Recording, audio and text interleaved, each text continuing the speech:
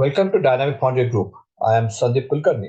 Welcome you to this small video on defect analysis series. And today we have a very interesting topic, that is expansion scab. This is a very popular defect we observe in many foundries, and people are struggling to eliminate this defect and overcome this defect. And so, watch this video till end, and you will definitely get some important uh, information about how to eliminate this expansion curve or how to deal with this expansion scab.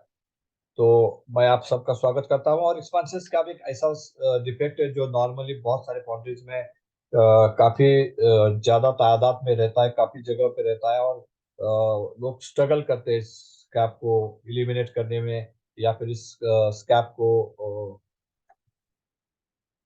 उसके ऊपर action लेने में। तो कहीं ना कहीं ये आपको काफी इम्पोर्टेंट टॉपिक रहेगा आज का। तो I am hoping that please watch this video till end, and आपको इससे काफी फायदा मिलेगा। So let us start with this video. Scab is either rarely found defect और it is 100% in all casting. जैसे मैंने बताया आपको, स्कैप एक बहुत ही इम्पोर्टेंट फाउंड्री डिफेक्ट रहता है जो बहुत सारे फाउंड्रीज में रहता है। It comes rarely. कभी कभी क्या होता है, एक या दो पार्ट में ही आपको ये डिफेक्ट दिखाई देता है, या फिर कभी कभी ऐसा होता है कि आपके सारे पार्ट में ये डिफेक्ट होता है और आपको बहुत मुश्किल आ जाती है कि सारे पार्ट जो आपके हेवी पार्ट है, जहाँ पर सरफेस एरिया बहुत ज्यादा है, वहाँ आपको स्क्रैप डिफेक्ट दिखाई देता है। तो it is very important to understand this occurrence trend और फिनोमिना, कि क्या ये एक दो पार्ट में आ रहा है या सभी पार्ट में आ रहा है। तो ये आपको जानना बहुत जरूरी है, क्योंकि ये फिनोमिना डिसाइड करेगा कि आपका एक्शन किस तरफ जाने वाला है। आपका एक्शन प्रोसेस ओरिएंटेड है या आपका एक्शन सैंड रिलेटेड है। इसके ऊपर काफी आपको ये जानना जरूरी है कि स्कैप का जो ऑकरेंस है, वो उसका ट्रेंड जो है वो क्या आपको दिखाई देता है। There are two types of scab, जैसे कि इरोजन स्कैप है और एक्सपांशन स्कैप है। और इस स्पेसिफिक वीडियो में हम बात करने जा रहे हैं एक्सपांशन स्कैप के बारे में। ऑलरेडी एक इरोजन स्कैप के ऊपर एक वीडियो इसके पहले हमने बनाया हुआ है। तो now we are talking today on expansion scabs. So scab is rough irregular projection on the surface of the casting. जैसे पहले भी मैंने बताया कि स्कैप इरेगुलर रफ सरफेस होता है, मेटल का एक प्रोजेक्शन होता है कास्टिंग के सरफेस के ऊपर।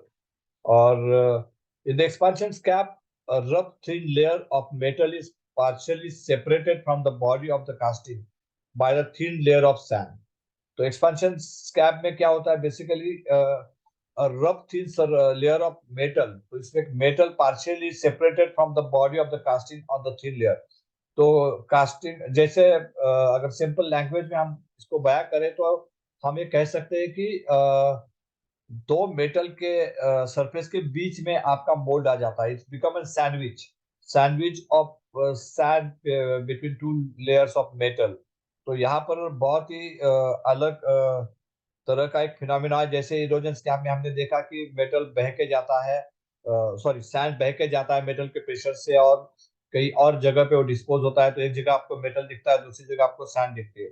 इस जगह पे एक्सपांशन डिफेक्ट है बेसिकली, इसलिए वो उसी जगह पे जहां पर आपका मोल्ड का एक्सपांशन का इशू है, उसी जगह पे वहां पर मेटल मोल्ड के दो लेयर के बीच में ये मेटल आ जाता है, और उसके वजह से आपको जो एक प्रोजेक्शन मेटल का दिखाई देता है, which is not acceptable to the customer, और उसमें से लीकेज होने के चांसेस होते हैं, या फिर आपको वो विजुअली भी अच्छा नहीं दिखता है। तो this defects are not acceptable to the customer. तो इसके ऊपर हमें एक्शन लेना बहुत जरूरी है। ये इस तरह कुछ दिखता है ये डिफेक्ट। आप देख रहे हैं यहाँ पर मेटल का प्रोजेक्शन है कास्टिंग के सरफेस के ऊपर। This defect is mainly observe in the grey cast iron and very rarely seen in ductile iron. तो ये एक फिनोमिना बहुत इंपॉर्टेंट आपको याद रखना होगा कि ये ज्यादातर ग्रे कास्ट आयरन में दिखता है और डक्टाइल आयरन में बहुत कम दिखता है, बहुत रेयरली दिखता है। इसका सबसे बड़ा कारण ये है कि डक्टाइल आयरन में मेटल की फ्लूइडिटी बहुत अच्छी होती है, उसका सी वैल्यू ज्यादा होता है। और नॉर्मली डक्टाइल आयरन में हम non pressurise gating system adopt करते हैं, तो उसके वजह से डक्टाइल आयरन में नॉर्मली स्कैबिंग डिफेक्ट बहुत कम होता है, और ग्रे कास्ट आयरन में स्कैबिंग डिफेक्ट ज्यादा आपको दिखाई देता है। Root cause for expansion scab. तो एक्सपांशन स्कैब के लिए जो रूट कॉज है, number one is metal is heated mould. तो मेटल क्या करता है, metal is heating the mould, तो मोल्ड को हीट करता है। मोल्ड के ऊपर से जब मेटल गुजरता है तो it is heating the mould very rapidly, और काफी देर तक उसको हीट करता है। तो व्हाट हैपन इज वो मोल्ड बहुत ज्यादा हीट होने के वजह से, गर्म होने के वजह से, जो ऊपर का मेटल का मोल्ड का जो सरफेस है वो बकल होके निकल के आता है, और उसके नीचे मेटल जाता है उस मोल्ड के सरफेस के नीचे, और ऊपर भी मेटल आता है। तो दो मेटल के सरफेस के बीच में वो सैंड फंस जाता है, जैसे मैंने बताया कि सैंडविच बन जाता है उसका। That is called as expansion scar. उसका एक और कारण है tight and hard rammed mould, जिसके वजह से भी ये डिफेक्ट आ जाता है। स्लो पोरिंग, जिसके वजह से आपका मेटल या आपका मोल्ड काफी ज्यादा हीट हो जाता है। Slow pouring is one of the reason. High pouring temperature is one of the reason. More surface area, बहुत ज्यादा लंबा सरफेस एरिया है, स्प्रेड कास्टिंग है, तो उसमें भी ये डिफेक्ट काफी ज्यादा हद तक आपको दिखाई देता है। लेस नंबर ऑफ इनगेट, जहां पर सरफेस एरिया ज्यादा है तो नंबर ऑफ इनगेट्स आपको बढ़ानी पड़ेगी। अगर एक ही इनगेट से आप बड़ा पूरा मोल्ड भरने की कोशिश करेंगे तो उसी मोल्ड के ऊपर से पूरा मेटल जाएगा, तो it will heating the mould more than expected, तो उसमें मोल्ड का हीटिंग बहुत ज्यादा बढ़ जाता है।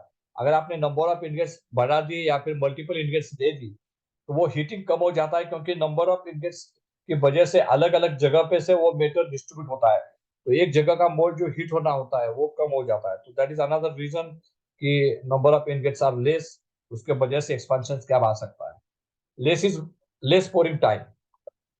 तो लेस पोरिंग टाइम में क्या होता है कि अगर आप पोरिंग स्लो करते हो तो उसके वजह से, या स्लो पोरिंग जैसे मैंने पहले ही बताया, तो उससे क्या होता है, मोल्ड हीटिंग बढ़ जाता है। तो जितनी जल्दी आप उसको मेटल को मोल्ड के अंदर फास्ट पोरिंग करेंगे तो डेफिनेटली उसका फायदा ये हो जाता है कि मोल्ड जल्दी फिलअप हो जाता है, मोल्ड हीटिंग कम हो जाता है, और उसके वजह से आपका एक्सपेंशन स्कैप कम हो जाता है। इसके ऊपर एक दो केस स्टडीज है, मैं बाद में आपको उसके बारे में भी बताऊंगा। उसके ऊपर भी एक वीडियो हम बनाने जा रहे हैं। तो ये जो केस स्टडीज है स्कैमिंग के ऊपर, एक्सपेंशन स्कैम के ऊपर स्पेशली, तो उसको उसको भी जरूर देखिए। बाद में हम इसके ऊपर एक या दो वीडियो अलग से बनाने जा रहे हैं। Next is low permeability. Permeability कम रहेगी तो गैस आपका पास नहीं होगा, तो गैसेस पास न होने के वजह से भी टर्बुलेंस आएगा, और उसके वजह से भी आपका एक्सपेंशन क्या आ सकता है। Then is pressurise gating system, बहुत ज्यादा प्रेशराइज होगा गेटिंग सिस्टम तो मोल हीटिंग बहुत ज्यादा बढ़ जाता है, तो वो एक रीजन है कि आपका एक्सपेंशन क्या आ सकता है। And more last but not list is higher dead clay. Dead clay अगर आपका बढ़ जाएगा तो भी एक्सपेंशन स्कैब आने के चांसेस बढ़ जाते हैं। Remedies for erosion scab, sorry expansion scab.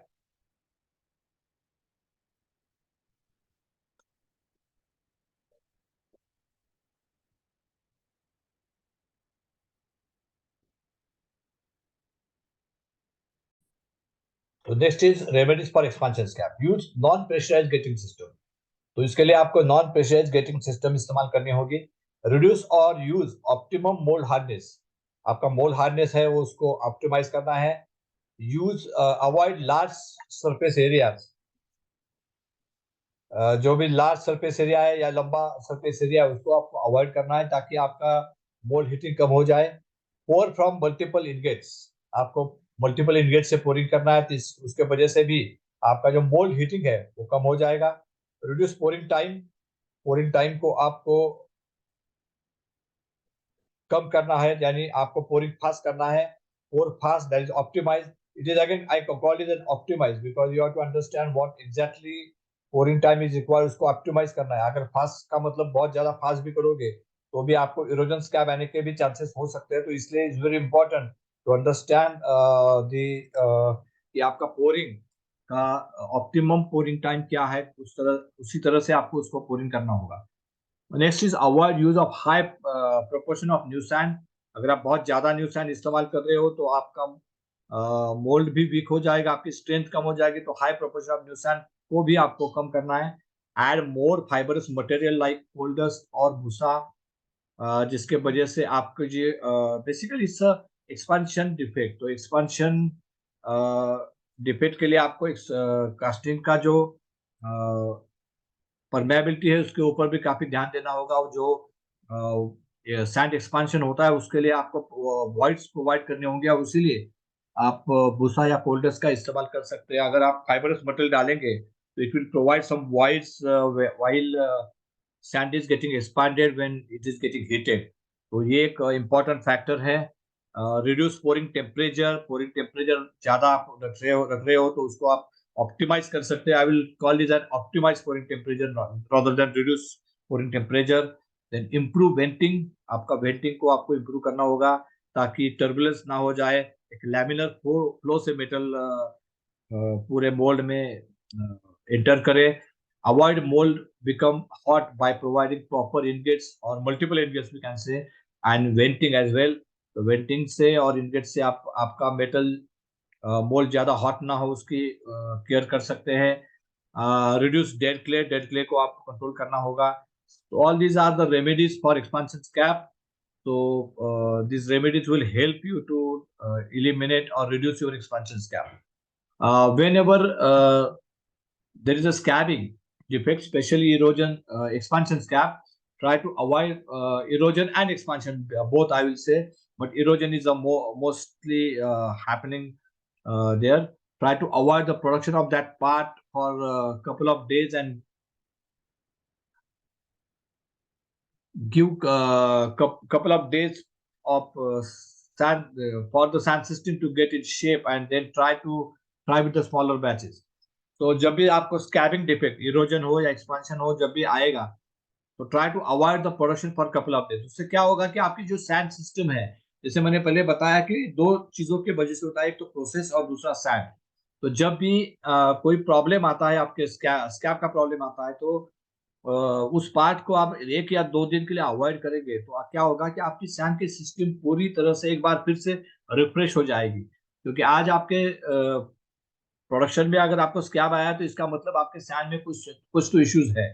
तो कहीं ना कहीं 2 दिन के अंदर जब वो सैंड वापस घूमेगी, वापस अंदर बाहर करेगी, 2-3 टर्न और लेगी, तो उसमें ये चांसेस बढ़ जाते हैं कि आपकी सैंड थोड़ी यूनिफॉर्म हो, थोड़ी बेहतर हो, और उसके बाद आप एक छोटी सी बैच लेके फिर से ट्रायल कर सकते हैं। तो it is better to delay that production for a couple of days। It will help you to understand what is the actual reason। उस बीच में आप एनालिसिस भी कर सकते हैं, आपके सैंड का एनालिसिस कर सकते हैं, डिफेक्ट के बारे में, प्रोसेस के बारे में एनालिसिस कर सकते हैं। Then you can able to understand what are the basic root causes जो आपके स्कैब डिफेक्ट के ऊपर इम्पैक्ट कर रहे हैं। Next is many times we may need to change the total sand as the sand system is totally got damaged। तो कई बार ये हो जाता है कि आपकी पूरी सैंड खराब हो जाती है, सैंड सिस्टम खराब हुए और उसके वजह से स्कैब आ रहा है, तो you have to change that sand. तो ये एक बहुत ही इम्पोर्टेंट स्टेज है, उसको आपको फेस करना पड़ेगा। So what I prefer, what I suggest is not, it is difficult to change total sand. तो बहुत मुश्किल होता है पूरी सैंड चेंज करना। Hence, I prefer to add outside good quality sand, or we can add some more new sand to dilute existing sand and reduces the damages।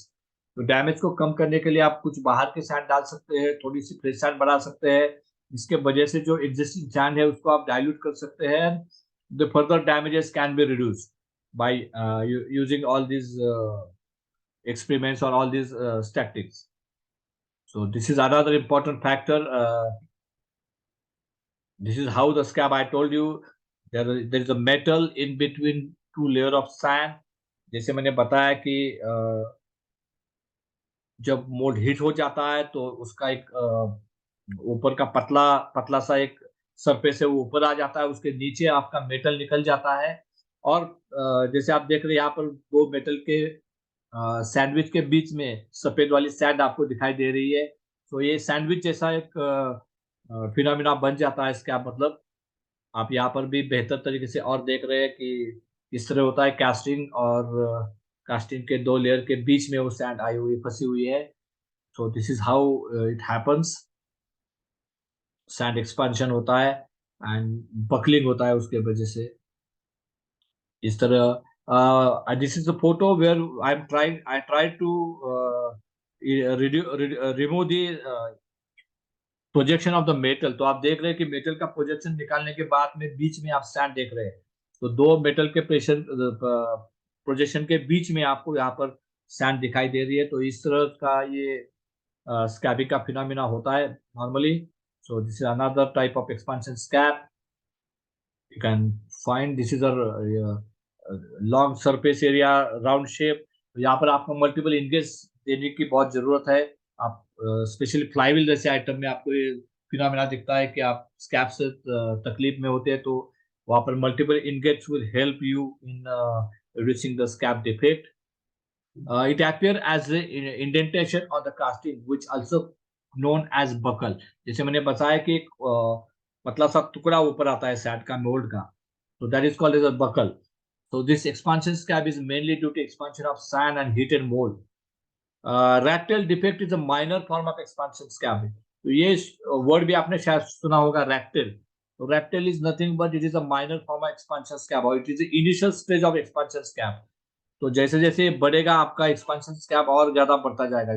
शुरू में वो रेक्टल के फॉर्म में होता है और धीरे धीरे उसको बाद में वो एक्सपेंशन स्कैब बन जाता है अगर आपने सही एक्शंस उसके ऊपर नहीं ली तो। So this is irregular shape lines on the casting surface. So root cause and remedies for rat tail are same as expansion scab. वही रेमेडीज या रूट कॉज आपको रेक्टल के लिए भी लेने होंगे। ये एक पिक्चर है रेक्टल का, आप देख सकते हैं रेक्टल यहाँ पर दिखाई दे रहा है आपको। एक रैट के पूंछ जैसे शेप का एक प्रोजेक्शन है कास्टिंग के ऊपर। So it is a rectal.